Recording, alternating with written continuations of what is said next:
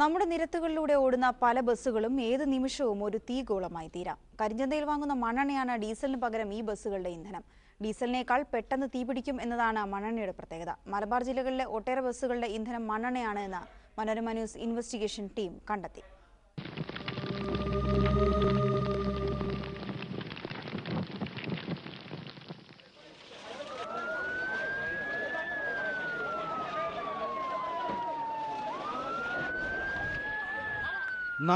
പേരുടെ ജീവനാണ് ഒരു ബസ് അപകടം മിനിറ്റുകൾ കൊണ്ട് കരിച്ചു കളഞ്ഞത്. ബസ് ഇത്ര പെട്ടെന്ന് കത്താനും തീ ആളിപ്പടരാനും കാരണമായതെന്താണ്? ഡ്രൈവറുടെ അശ്രദ്ധ ഒരു പ്രധാന കാരണമാണ്. അമിത വേഗത അതിന് കാരണമായിട്ടുണ്ട്. ആ അമിത വേഗതയിലുണ്ടായ അപകടത്തിൽ മണ്ണെണ്ണയുടെ ഉപയോഗം കൂടിയായപ്പോൾ തീ ആളിപ്പടർന്ന് കത്താനിടയായിട്ടുണ്ട്. ഇതേ കാര്യം പോലീസ് അന്വേഷിച്ചെങ്കിലും കൃത്യമായ തെളിവുകൾ ലഭ്യമായില്ലത്രേ.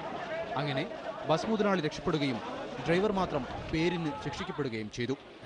യഥാർത്ഥത്തിൽ എന്താണ് മണ്ണെണ്ണയുടെ സ്വഭാവം? ഡീസലിന് കത്താനുള്ള സാധ്യത ഏറ്റവും കുറവാണ്. തൊട്ടടുത്ത നമ്മൾ കെറോസിനാണ് കത്താനുള്ള സാധ്യത കൂടുതൽ.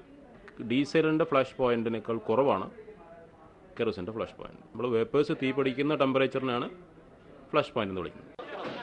പൂക്കിപ്പറമ്പിലേക്ക് വീണ്ടും വരിക. ഈ ദൃശ്യങ്ങൾ നമുക്ക് മറക്കാനാവുമോ? പക്ഷേ മറന്നവരുണ്ട്, ഒരിക്കലും മറക്കാൻ പാടില്ലാത്തവർ. ബസ്സുകളിൽ ഇപ്പോഴും മണ്ണെണ്ണ നിറയ്ക്കുന്നു. കോഴിക്കോട് നഗരത്തിൻ്റെ പല ഭാഗങ്ങളിൽ അതീവ രഹസ്യമായി.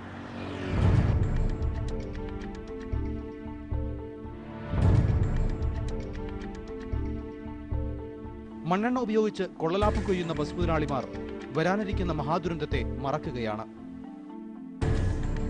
ക്യാമറമാൻ PV സന്ദീപിനൊപ്പം മുഹമ്മദ് നൌഫൽ.